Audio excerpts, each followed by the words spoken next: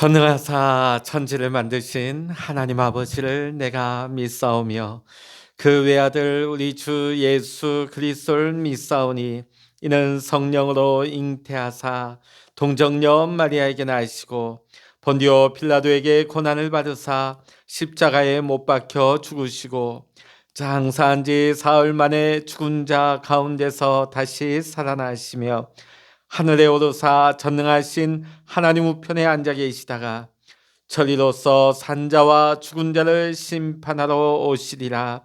성령을 믿사오며 거룩한 공회와 성도가 서로 교통하는 것과 죄를 사하여 주시는 것과 몸이 다시 사는 것과 영원히 사는 것을 믿사옵나이다. 아멘. 찬송가 375장입니다. 찬송 375장입니다. 나는 갈길 모르니 주여 인도하소서. 어디 가야 좋을지 나를 인도하소서. 어디 가야 좋을지 나를 인도하소서.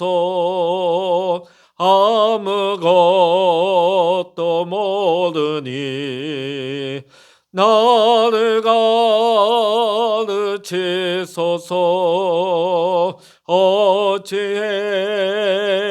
좋을지 나를 가르치소서. 어찌해야 좋을지 나를 가르치소서. 아이같이 어리니 나를 도와주소서. 힘도 없고 약하니 나를 도와주소서.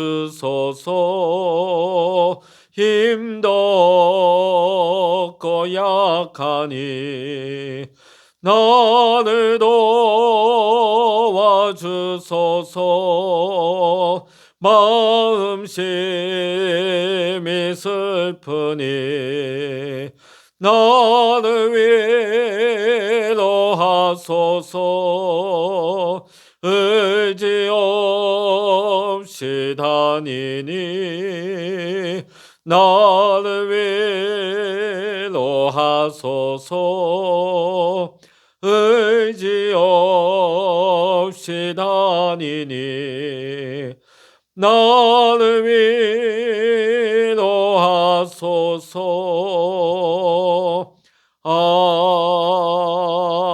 아멘. 이 시간 우리에게 주시는 하나님의 말씀 구약 성서 776면입니다. 구약 776면 욥기 16장입니다.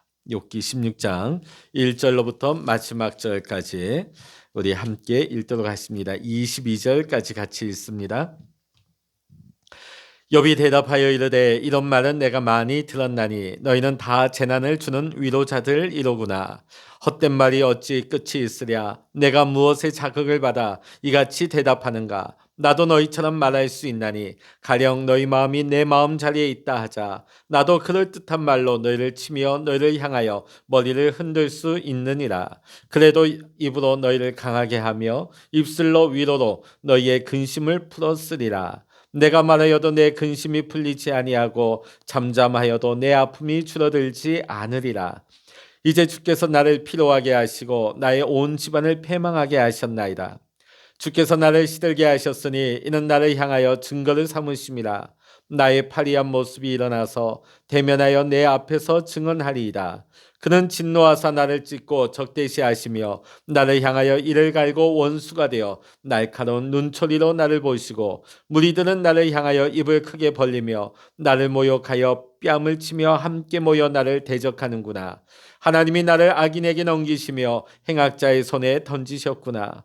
내가 평안하더니 그가 나를 꺾으시며 내 목을 잡아 나를 부서뜨리시며 나를 세워 관역을 삼으시고 그의 화살들이 사방에서 날아와 사정없이 나를 쏘므로 그는 내 콩팥들을 꿰뚫고 그는 내 쓸개가 땅에 흘러나오게 하시는구나.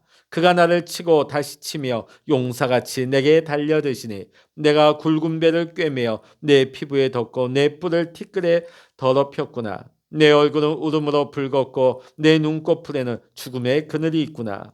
그러나 내 손에는 포악이 없고 나의 기도는 정결하니라.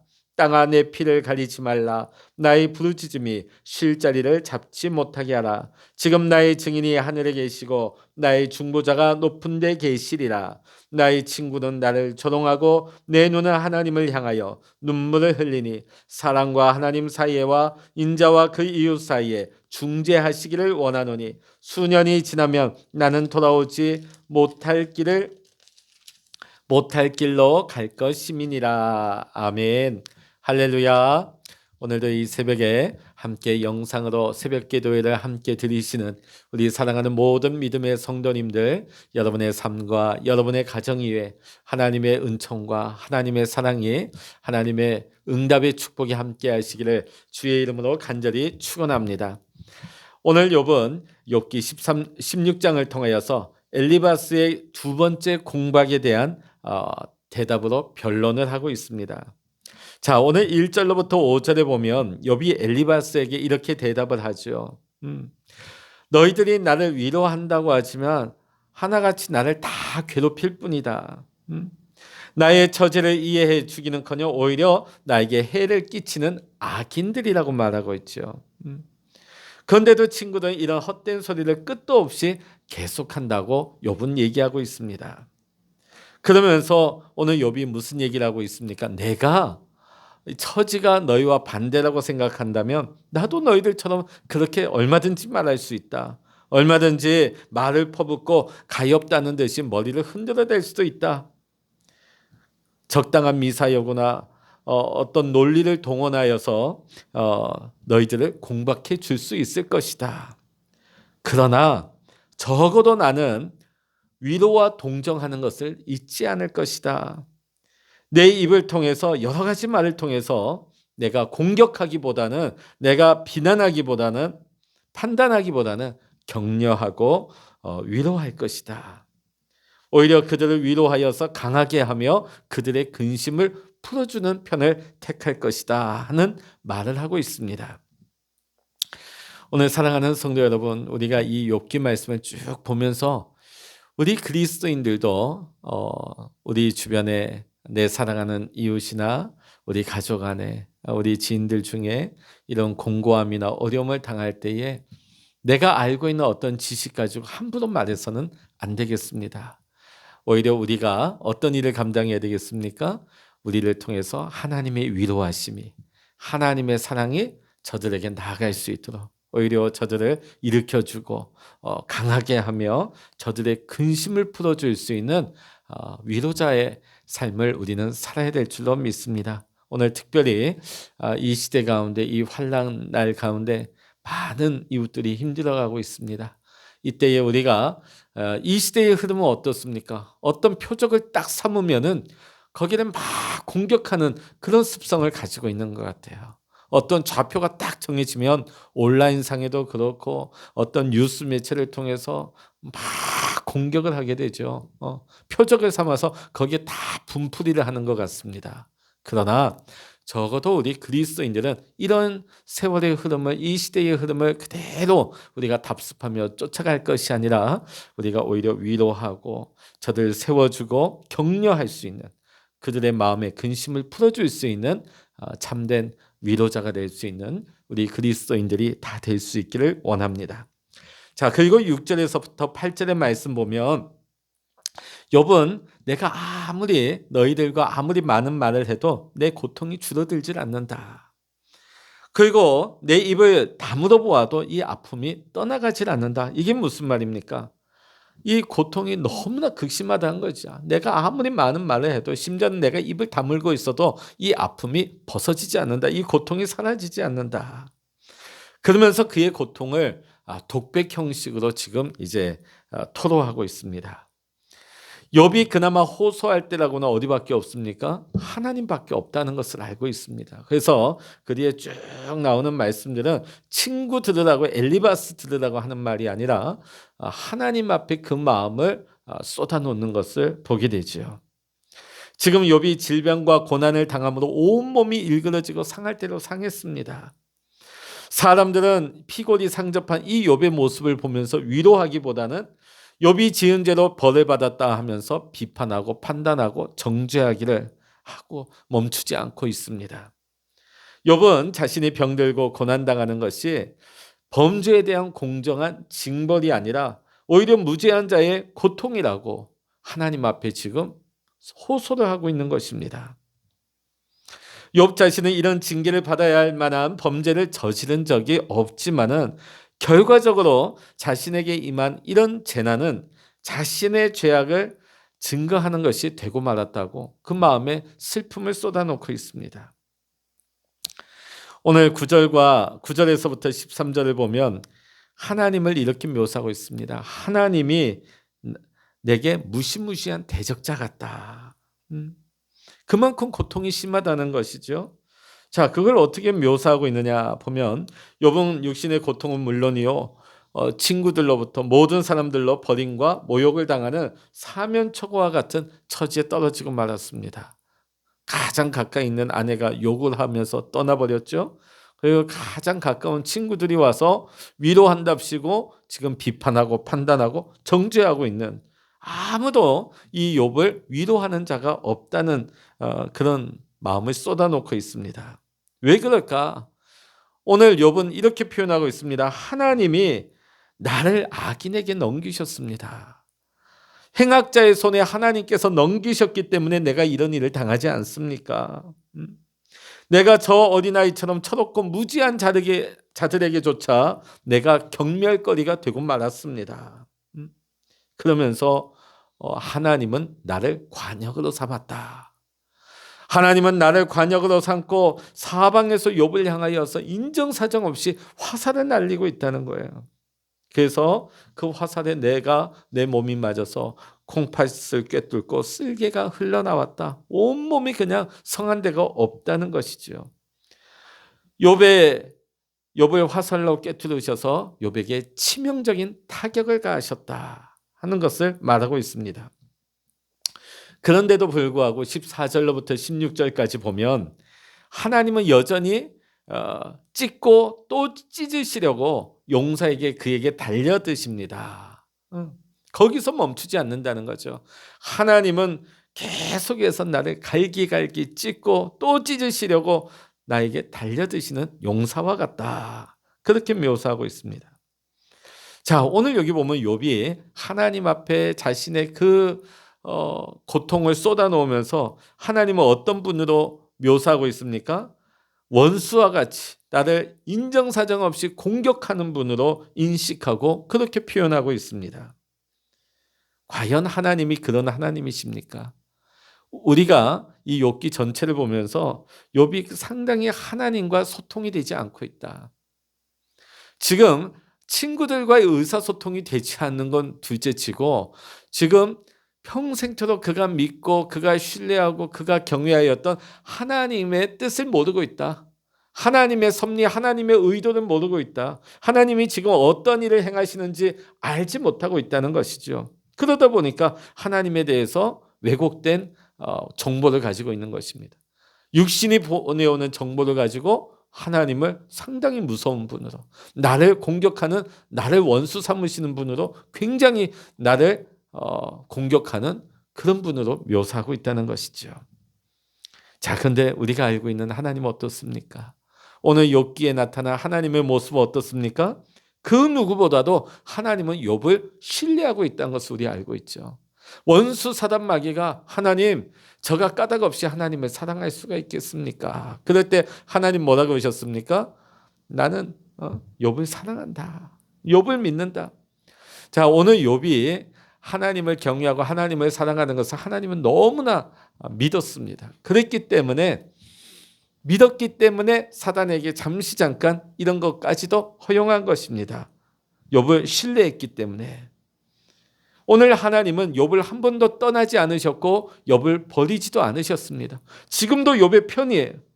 그리고 지금 사람으로 봤으는 지금 욥의 입장에서 봤을 때는 완전히 모든 것이 끝난 것 같고 사방의 모든 것이 무너져 내린 것 같지만 오늘 하나님께서는 욥에게 감당치 못할 시험을 주지 않으십니다.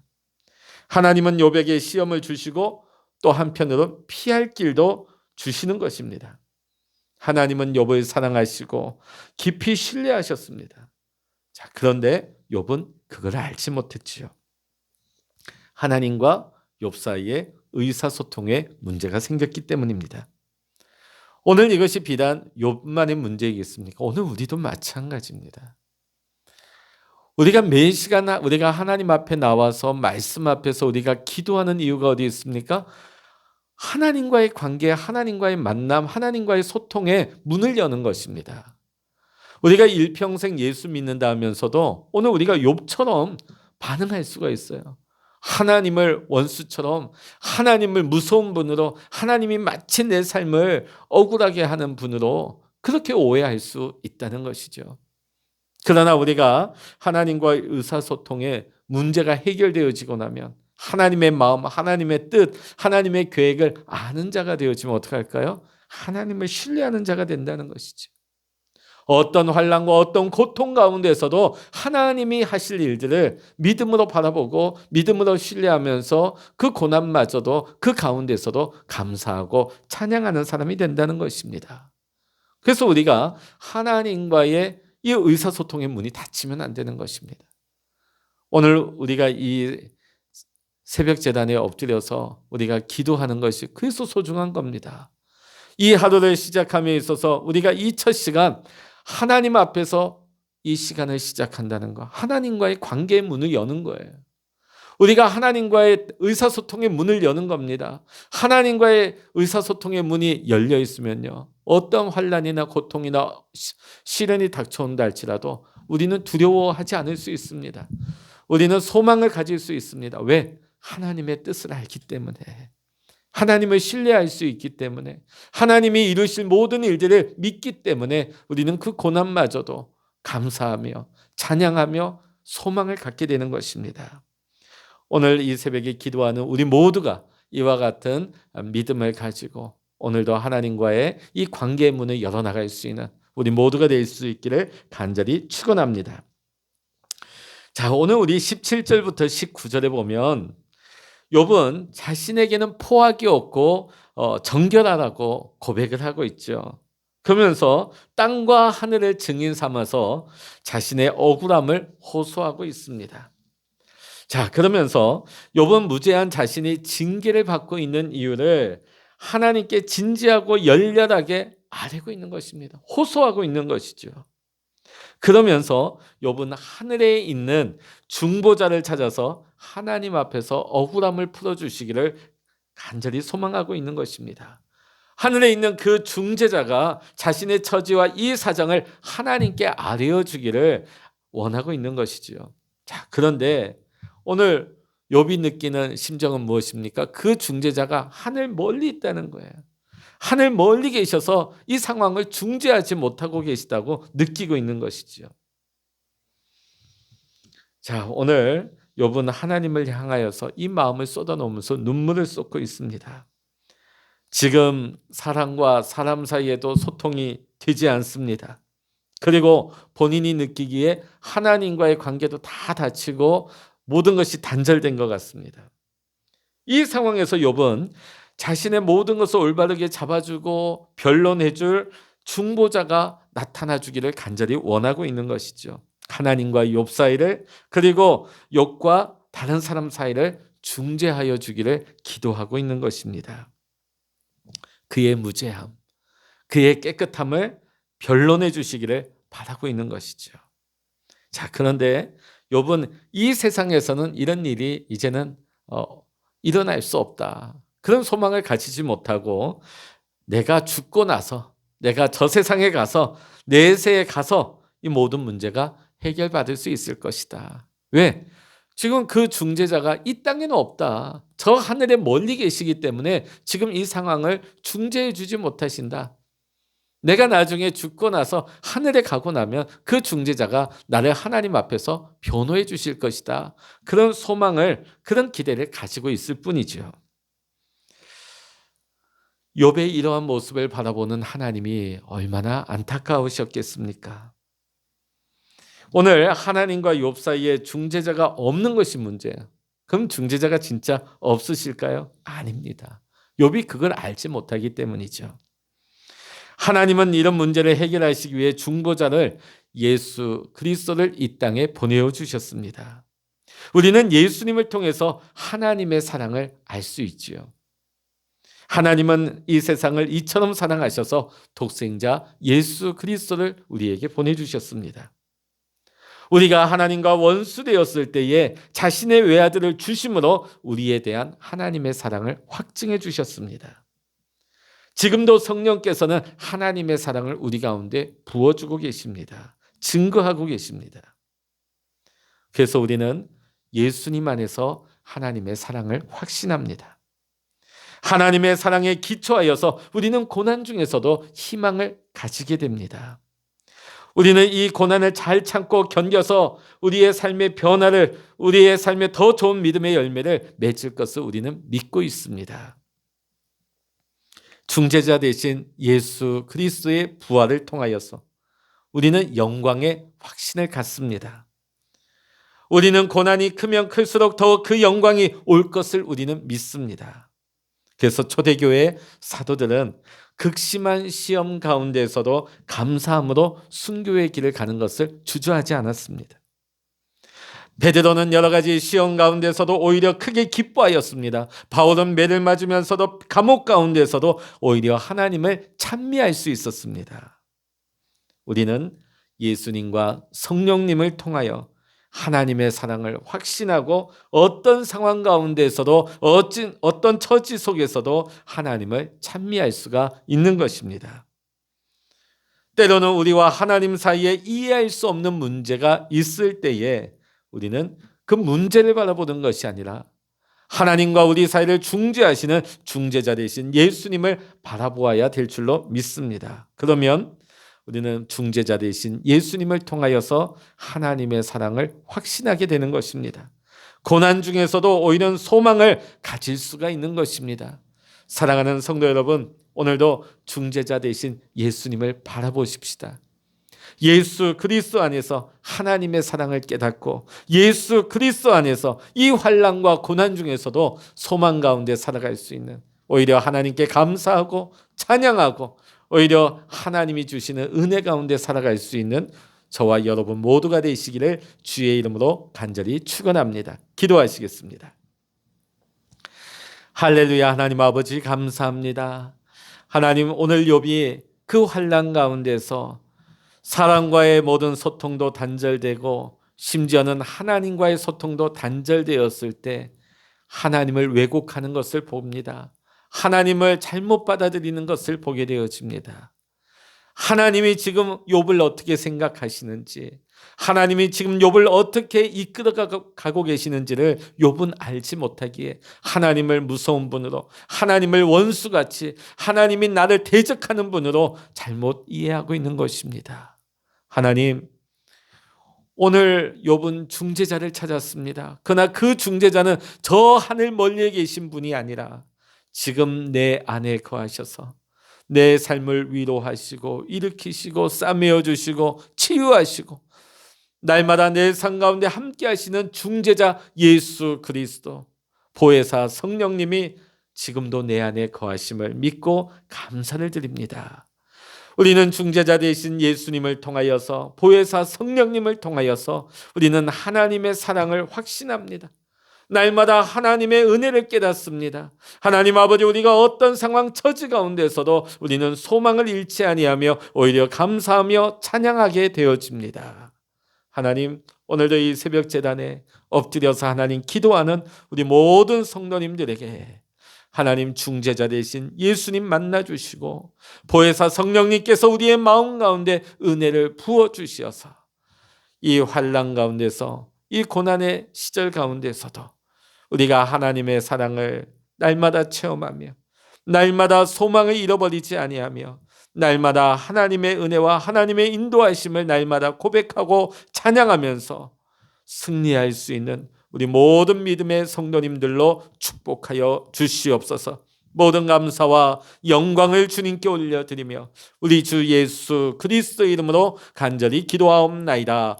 아멘. 찬양하라 내 영혼아, 찬양하라 내 영혼아,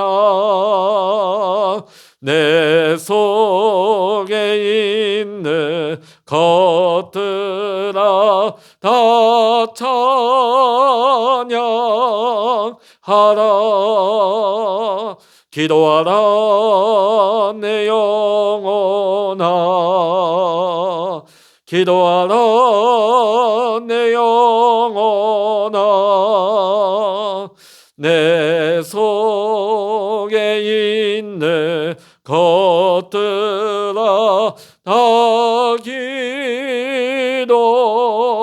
기도하라. 주여 일창으로 합심하여 기도하십니다. 주여